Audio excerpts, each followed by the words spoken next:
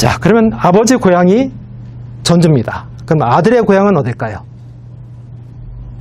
아들 세종도 내 고향은 전주라고 얘기합니다.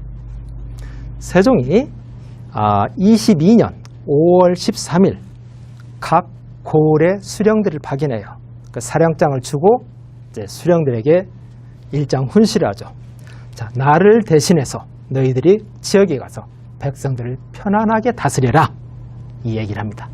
그리고 모든 신하들이, 지방 수령들이 퇴장할 때 둘을 남으라고 해요. 진도군사 이순전하고 용안 현감 오현명, 너희 둘은 남아라 합니다. 이 두 사람에게 또 이야기를 해요. 자, 진도군사는 진도군수고 용안 현감은 지금으로 보면 용안 면장이죠. 진도는 전라남도고 용안은 행정구역으로 전라북도 익산시 용안면입니다. 그럼 전라도 수령 2명만 남으라고 한 거죠. 2명만 남게 해서 뭐라고 하시느냐? 야, 전라도는 송사와 옥사가 많다. 송사와 옥사가 많고 형벌이 너무 가혹하다. 그리고 관리들의 착취, 지방 토호들의 착취가 심해서 이 백성들이 살기가 너무 힘들다건다. 자, 그 동네는 곡창지대라 먹을 게 많은데 정작 백성들은 다 뺏겨서 배고프다건다. 그러니까 너희들이 가서 잘 좀 다스려라. 특히 전라도는 내 고향이다. 사적으로 얘기하는데 전라도는 내 고향이니까 너희들 가가지고 임금의 고향이니까 특별히 더 신경 써서 좋은 정치를 펼쳐라 라고 특별히 당부를 한 거죠. 그래서 세종은 관리들에게 특별 당부를 하기 위해서 내 고향이라는 사적인 그 표현을 했던 겁니다. 임금이 뭐라고 했나? 전라도 계시해야 전라도는 내 고향이다, 이렇게 얘기를 한 거죠. 즉 세종은 백성의 삶의 질을 향상시키기 위한 목적으로 고향을 밝혔다. 세종이 위대한 것은 지연에 얽매이지 않았다는 것이죠. 전주를 고향이라고 이야기하면서도 특별히 그쪽 사람들을 우대를 하지 않았습니다. 그냥 통일시, 팔도 통일시를 했습니다. 만약에 임금이 손이 안으로 굽었다면 성군이라고 할 수가 없겠죠. 자, 이제 세종이 어떻게 성군이 되었는가에 대해서 말씀을 드리겠습니다.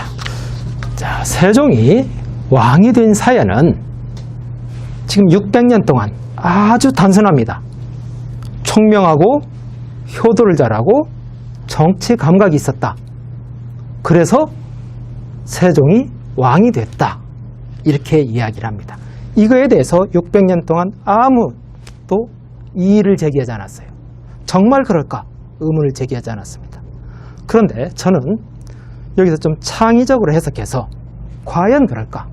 다른 답은 없을까? 라는 그 접근을 해보겠습니다. 그리고 먼저 잠정 결론을 내립니다. 세종은 똑똑한 것은 당연한 것이고 세종이 왕이 될 수 있는 결정적 요인은 술이었다. 술이었고, 좀 더 세분해서 말씀을 드리면은, 세분해서 결론을 말씀드리면 세종 술 7잔의 왕이 됐다라고 말씀을 드립니다. 자, 왕이 될 수 있는 요소는 3가지가 있어야 돼요. 첫 번째 성향, 두 번째 자질, 세 번째 상황이죠. 성향은 세종이 과연 왕이 되고 싶어 했느냐, 왕에 대한 의지가 있었느냐, 임금이 되고 싶은 의지가 있었느냐죠. 의지가 없으면 평양감사도 제 싫다면 못하는 거잖아요. 그래서 세종은 분명히 왕에 대한 욕심이 있었습니다. 그러니까 왕이 된 거죠. 그 의삼촌인 민무구하고 민무질이 이런 얘기를 합니다. 태종에게 5살짜리 충녕대군이 쟁패심이 있다. 쟁패심. 이 어린 아이가 형들을 이겨먹고 우두머리가 되려고 한다. 따라서 세자, 양녕대군을 보호하려면은 가지치기를 해야 된다라고 태종에게 이야기를 합니다. 양녕대군은 외삼촌 집에서 자랐죠. 민무질 집에서. 그래서 외삼촌은 양녕대군을 보호해야 돼요. 그러니까 태종에게 이 셋째가 형들을 이겨먹으려고 한다. 그러니까 가지치기를 하자 그래요. 우리 농사 질 때 배추 씨를 쭉 뿌리죠. 여러 배추가 나죠. 그러면 하나를 잘 키우려면 옆에 배추를 솎아내죠. 이게 아주 무서운 말이에요. 민무구가 태종에게 양녕대군을 보호하기 위해서 가지치기를 하자. 그럼 다른 왕자들을 제거하자는 얘기잖아요. 제가 생각할 때는 그 민씨 형제들이 죽음을 면치 못했던 것은 결국 태종 입장에서는 이 친구들이 있는 한 양녕대군을 살리기 위해서 왕자들을 죽이겠다. 이런 불안감이 있었을 거예요. 그러니까 죽음까지 간 거죠. 그래서 분명히 쟁패심, 왕이 되고자 하는 의지가 분명히 있었다. 이렇게 생각하고요. 노력은 자질. 자질은 뭐 이미 실록에 여러 개 나와 있죠. 준비된 왕이다. 충분히 총명하고 효도, 정치 감각이 있었다. 그리고 거기다 세종이 운이 좋았던 것은 상황이 만들어졌잖아요. 양녕대군이 폐쇄제가 됐잖아요.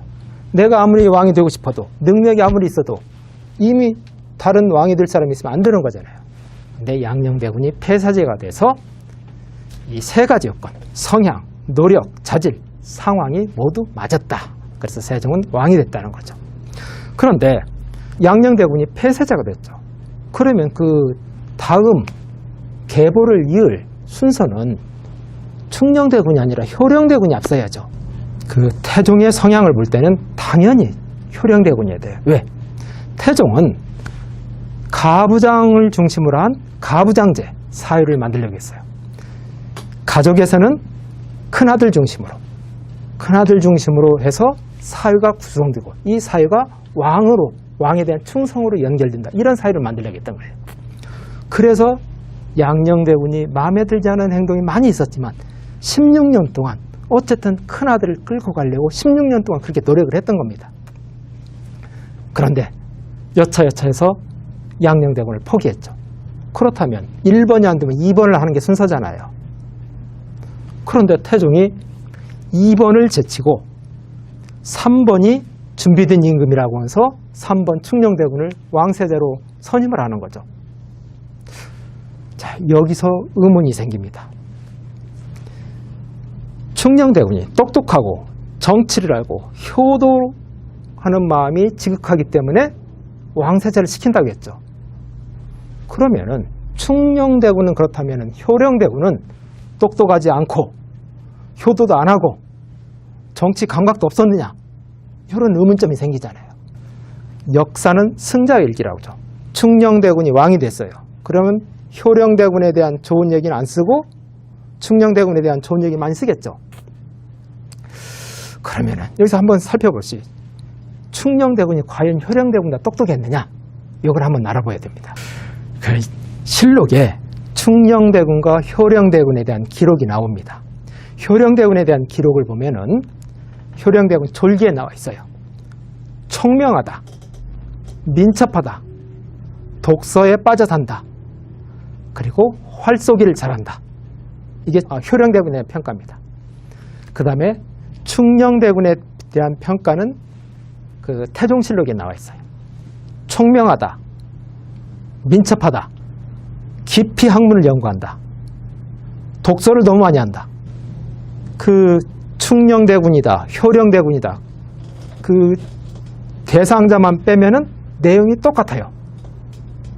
독서, 학문, 총명, 민첩 똑같습니다. 오히려 효령대군이 하나가 더 있어요. 활쏘기를 잘한다.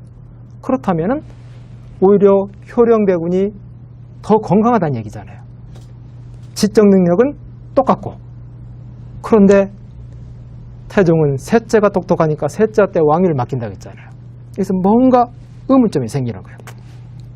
또 만약에 충녕이 효령보다 더 똑똑했다면 다른 뭔가 또 기록이 남아야 돼요.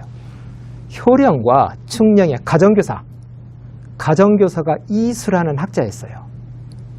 이 사람이 효령과 충령 둘을 다 가르쳤습니다. 그런데 이수가 충령이 효령보다 더 똑똑하다 이런 말을 한 적이 한 번도 없습니다.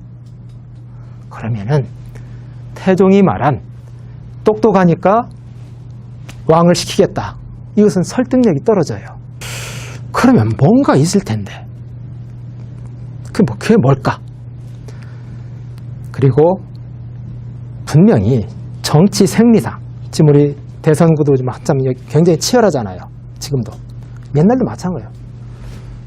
정치 생리상 단순하게 뭐 똑똑하다고 해서 왕시킨다? 안 통하죠. 일반적으로 대권 경쟁을 하면은 가장 유력한 주자에게 능력 있는 사람들이 다 줄 서잖아요. 이쪽에 가지 못하는 사람들이 그 다음 좀 유력한 사람에 줄 서는 것이고. 그러면은 태종 때는 양녕대군이 폐쇄된다 이거 아름아름 알려졌어요.